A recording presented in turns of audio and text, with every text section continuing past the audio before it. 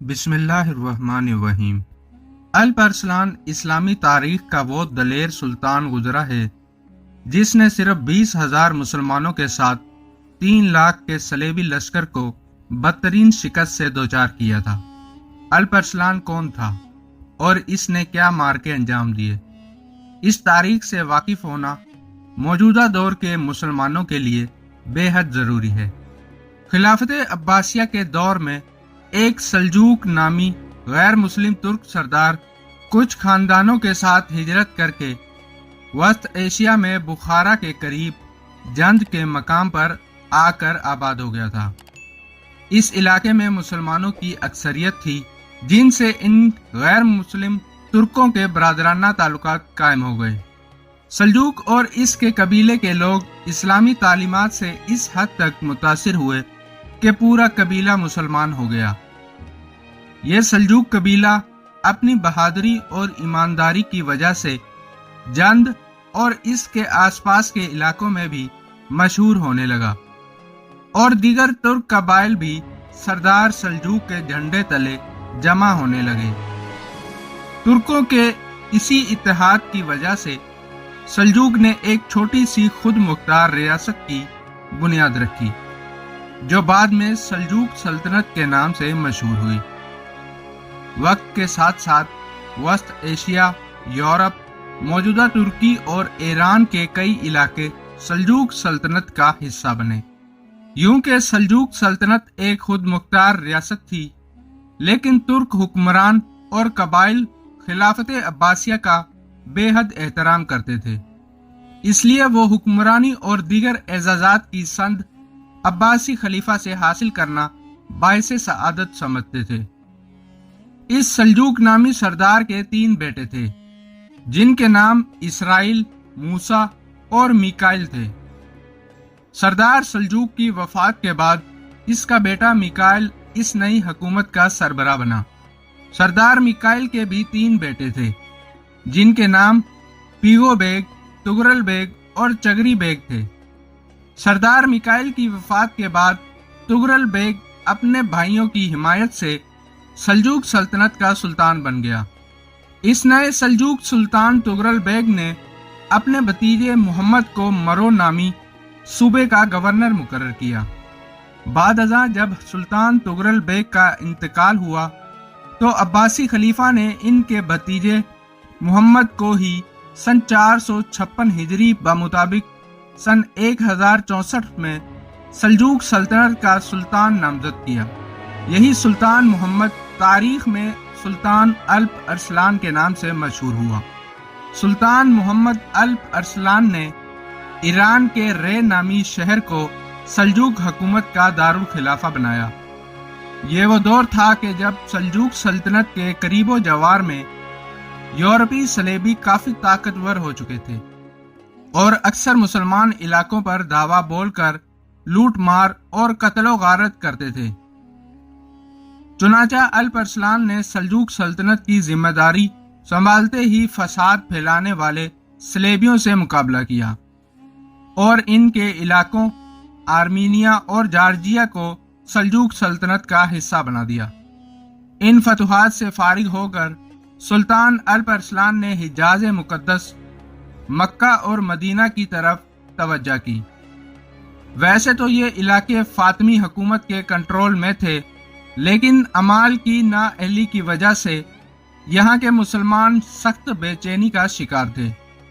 چنانچہ الپ ارسلان نے حجاز مقدس سے فاطمی حکومت کا خاتمہ کر کے وہاں بمطابق سن 1069 میں عباسی خلافت کا جھنڈا لہرا دیا۔ الپ ارسلان ہی وہ پہلے ترک حکمران تھے جنہوں نے حجاز مقدس کی خدمت کی۔ علامہ ابن جوزی لکھتے ہیں کہ کیسر روم چہارم رومانوس نے مسلمانوں کو مٹانے کے لیے بہت بڑا لشکر تشکیل دیا تھا، جس میں 3 لاکھ جنگجوؤں کے علاوہ جنگل کاٹنے، راستہ ہموار کرنے اور دیوار میں نقب لگانے والوں کی تعداد 1 لاکھ سے بھی زیادہ تھی۔ اس لشکر کے پاس 60 منجنیقیں تھیں جن پر بھاری پتھر رکھ کر دشمن لشکروں پر پھینکے جا سکتے تھے۔ कैसर रोम को इस सलेबी लश्कर की ताकत और वसाइल पर इतना यकीन था कि इसने फतह से कबल ही फर्जी तौर पर मुसलमानों के इलाके अपने अमरा में तकसीम कर दिए थे। सन 1071 ईस्वी में इस कसीर सलेबी लश्कर ने सल्जूक इलाकों की तरफ पेश कदमी शुरू कर दी और मलाजगरत नामी इलाके में पड़ाव डाल दिया। सुल्तान अल्प-अरसलान अज़रबैजान में था कि इसे कैसर रोम के लश्कर की मलाजगरत पहुंचने की खबर दी गई। वो आंधी व तूफान की तरह अपने लश्कर के साथ मलाजगरत पहुंचा। सुल्तान अल्प-अरसलान के पास कुछ रिवायात के मुताबिक 15,000 और कुछ रिवायात के मुताबिक 20,000 का मुख्तसर लश्कर था। इंसानी अकल का तकाजा तो यही था कि अल्प-अरसलान कैसर रोम से आगे हथियार डाल देते या राह फरार इख्तियार करते। बाज़ मौरखीन लिखते हैं इस्लामी लश्कर और इसके अक्सर सालार भी लाखों सलेबी जंगजुओं को देखकर दम बखुद थे। अल्प-अरसलान बिल्कुल खामोश अपने घोड़े पर बैठा सलेबी लश्कर का जायजा ले रहा। किसी ने सुल्तान से पूछा कि क्या सोच रहे हैं। सुल्तान अल्प-अरसलान ने जवाब दिया, मैं सोच रहा हूं कि इन लाखों जंगजुओं को दफनाऊंगा कहां। ये कहकर अल्प-अरसलान के कहा लगाने लगा तो सारे सरदार हैरान रह गए। रमजान शरीफ के आखिरी अयाम थे। सुल्तान अल्प-अरसलान ने नमाज के बाद अपने सिपाहियों और कमानदारों से खिताब किया और कहा, जो वापस पलटना चाहे वो जा सकता है, लेकिन मैं पीछे नहीं हटूंगा। मनसबुल ऐन फतह या शहादत है। अल्प-अरसलान ने रिवायात के ऐन मुताबिक कैसर रोम रोमानुस को सुलह का पैगाम भेजा, लेकिन कैसर रोम ने फौजी ताकत के जम में सुलह की पेशकश ठुकरा दी। अल्प-अरसलान ने कैसर रोम का जवाब सुनकर इसी वक्त हमला करना चाहा, लेकिन बुजुर्ग आलम ने यह मशवरा दिया कि आप कल जुम्मा की नमाज अदा करके फिर मैदान जंग में जाएं, क्योंकि मुसलमानों की आदत है कि वो नमाज जुमा अदा करके आलम इस्लाम के लिए खुसूसी दुआ करता है और मुमकिन है कि किसी एक मुसलमान की दुआ आपकी फतह का सबब बन जाए। सुल्तान अल्प-अरसलान को आलम दीन का मशवरा पसंद आया। सुल्तान ने अगले दिन नमाज जुम्मा के बाद अपना शाही लिबास उतार कर सफेद कपड़े पहने और इस्लामी फौज को मुखातिब करके कहा, ए मुजाहिदीन इस्लाम, मेरी खुशी इसमें है कि तुम मेरे बाद जिंदा रहो। मुझे आपकी वफादारी पर कोई शक नहीं। मैं खुशी से आपको इजाजत देता हूँ। आप में से जो भी वापस जाना चाहे वो चला जाए। मैं अल्प-अरसलान आज किसी का बादशाह नहीं हूँ। मैं आज आपकी तरह एक आम सिपाही हूँ। मेरे साथ जो लोग भी इस जंग में शरीक होंगे, तारीख इनको हजारों साल तक याद रखेगी। मैं अल्प-अरसलान अगर मैं मैदान जंग में मारा जाऊं तो ये सफेद कपड़े मेरा कफन होंगे। सुल्तान अल्प-अरसलान ये कहकर खामोश हो गया। हर तरफ खामोशी फैली थी, इतनी खामोशी के हवा की सरसराहट सुनाई देती थी। यकायक अल्लाहु अकबर के फलक शुगाफ नारे फिजाओं को चीरते हुए लाखों सलेबी जंगजुओं की समात से टकराने लगे, जिससे इन पर हैबत तारी हो गई। तमाम लश्कर ने अल्प-अरसलान के शाना बशाना मैदान जंग में उतरने का फैसला किया। मौरखीन लिखते हैं कि इस दिन मलाजगरत में इतनी शदीद लड़ाई हुई कि अगर कोई इंसान ऐसी लड़ाई देखे तो खौफ और हैबत से इसकी मौत वाक़या हो सकती है। यूरोपी मौरख एडोर्ड ने लिखा है कि जंगे मलाजगरत में सुल्तान अल्प-अरसलान ने अपने तीर अंदाजों से बेहतरीन काम लिया था।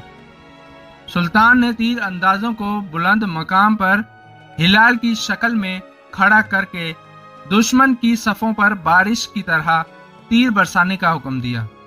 ये लोग इतनी तेजी से तीर बरसा रहे थे कि पीछे वाली सफ़ों में मौजूद सलेबी फौजियों को आगे बढ़ने का मौका ही ना मिला।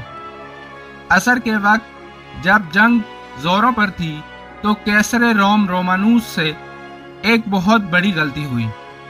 کیسر روم کو تھکاوٹ محسوس ہوئی تو وہ دوران جنگ ہی آرام کے لیے اپنے خیمے کی طرف پلٹا۔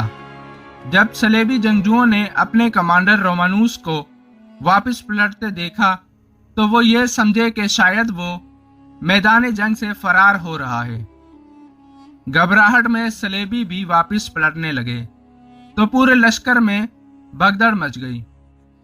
اس بھگدڑ میں صلیبی سپاہی ایک دوسرے کو کچلتے ہوئے جان بچانے کے لیے بھاگنے لگے، تو دوسری طرف سلجوق فوج نے اس موقع کو غنیمت جانا اور تاک تاک انہیں نشانہ بنانے لگے۔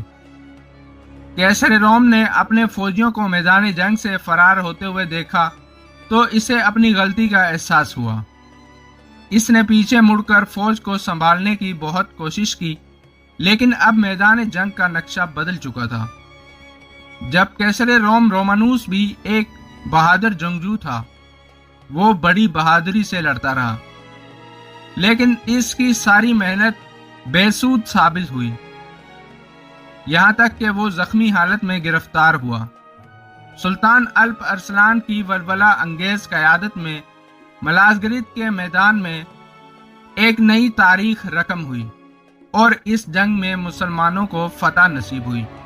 ملازگرت کی تاریخی فتح کے بعد سن 1073 عیسوی میں سلطان الپ ارسلان اپنی فوج کے ساتھ ترکستان کی طرف روانہ ہوا اور دریائے جیجو عبور کر کے ایک سرحدی علاقے پر قبضہ کر لیا۔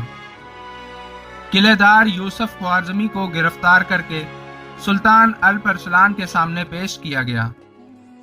یوسف خوارزمی نے برے دربار میں سلطان کو گالیاں دینا شروع کر دیا۔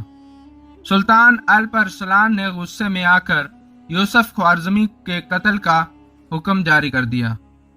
یوسف خوارزمی نے پھر اول فول بکنا شروع کر دیا تو سلطان نے کمان اٹھا کر اس پر تیر چلایا، لیکن نشانہ خطا ہو گیا۔ سلطان الپ ارسلان غصے میں تخت سے نیچے اترنے لگے، لیکن بدقسمتی سے ان کا دامن لکڑی سے الجھ گیا اور آپ منہ کے بل زمین پر گر گئے۔